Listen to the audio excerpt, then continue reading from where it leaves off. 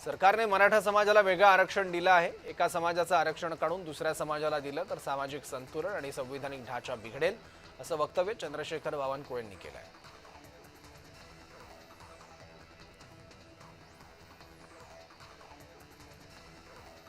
जरांगे मुंबईला जाण्याबाबत ठाम असल्यानं अहिल्यानगरमध्ये त्यांची भेट झाली नाही। आम्ही चर्चेला तयार आहोत। जरांगेंचा गैरसमज झाला असेल तर तो दूर करू, असं वक्तव्य राधाकृष्ण विखे पाटलांनी केलं आहे।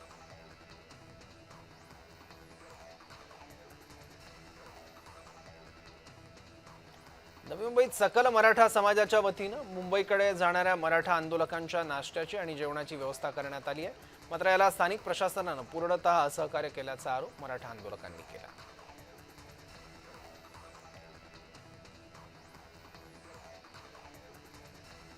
ठाकरे गटाकडून खूप काही शिकण्यासारखं खासदार विशाल पाटील यांच्याकडून ठाकरेंच्या मुंबईमधील सेवाभावी कार्यपद्धतीचं कौतुक करण्यात आलं आहे।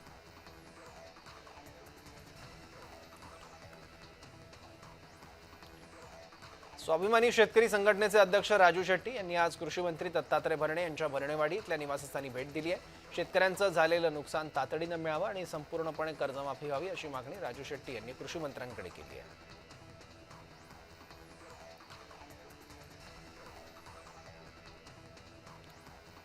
शेट्टी यांनी शेतकऱ्यांच्या समस्येबाबत आज निवेदन दिलं। ते मी स्वीकारलं, शेतकऱ्यांना वाऱ्यावर सोडणार नाही, सर्व बाबी तपासून झालेल्या नुकसानीसंदर्भात नक्कीच भरपाई देणार, असं राज्याचे कृषी मंत्री दत्तात्रय भरणे यांनी म्हटलंय।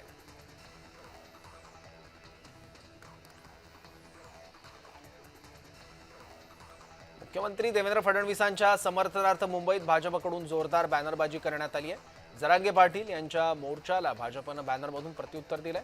प्रवीण दरेकर, प्रसाद लाड, निरंजन डावखरे आणि नरेंद्र पाटील यांच्याकडून ही बॅनरबाजी करण्यात आली आहे।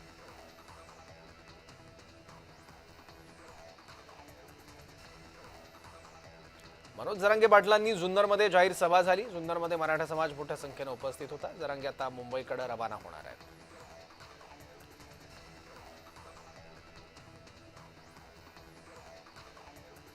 नाशिकच्या मनमाड रेल्वे स्थानकातून शेकडो मराठा बांधव जनशताब्दी एक्सप्रेसनं मुंबईकडे रवाना होणार आहेत। जरांगे पाटलांच्या आंदोलनात सक्रिय सहभाग घेणार आहेत। महानगरपालिका निवडणुका लक्षात घेता भाजपची नागपूर शहर कार्यकारिणी घोषित करण्यात आली आहे। शहराध्यक्ष माजी महापौर दयाशंकर तिवारी यांनी 16 उपाध्यक्ष 4 महामंत्र्यांचं जम्बो कार्यकारिणी घोषित केली। भाजप नेते श्रीकांत ताकलावे, रितेश गावंडे, माजी उपमहापौर संदीप जाधव, मनीषा धावडे यांची महामंत्रीपदी वर्णी लागली आहे।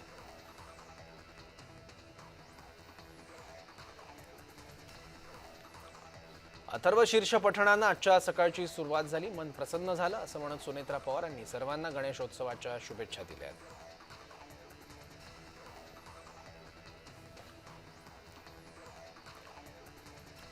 ठाण्यात उपमुख्यमंत्री एकनाथ शिंदे जखमी बाईकस्वाराच्या मदतीला धावून गेले। जखमी बाईकस्वाराला तात्काळ ताफ्यातील रुग्णवाहिकेतून रुग्णालयात दाखल केलं। यामुळे गणेशोत्सव काळात शिंदे या तरुणासाठी खरे विघ्नहर्ता ठरले आहेत।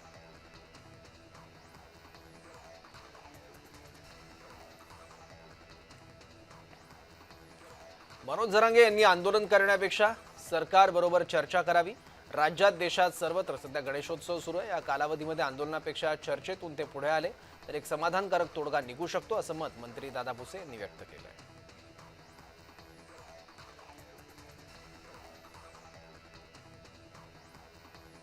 नागपुरात शरद पवार गटाचे शहराध्यक्ष दुनेश्वर पेठे यांची 23 लाखांनी फसवणूक झाली आहे। शेअर बाजारात फसवणूक झाली असून नंदनवन पोलिसात फसवणुकीचा गुन्हा दाखल करण्यात आला आहे।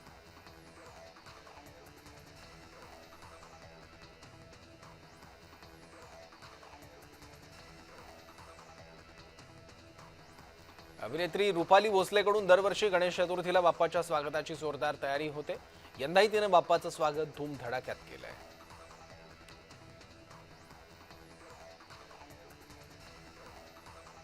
अभिनेता स्वप्नील जोशीच्या घरी बाप्पाचं आगमन झालंय।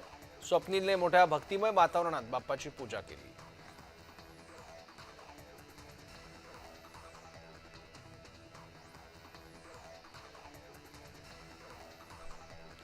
अभिनेत्री अभिज्ञा भावे ही दरवर्षी गणपती बाप्पाचं मोठ्या जल्लोषात स्वागत करते। तिने यंदा देखील अतिशय सुंदर असं डेकोरेशन करत बाप्पाचं स्वागत केलंय।